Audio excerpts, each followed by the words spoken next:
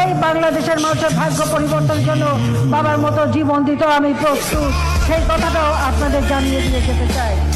আমি বিদায়ের আগে বলে যাই, রিক্ত আমি নিঃস্ব আমি, দেবার কিছু নেই, আছে শুধু ভালোবাসা, দিয়ে গেলাম চাই।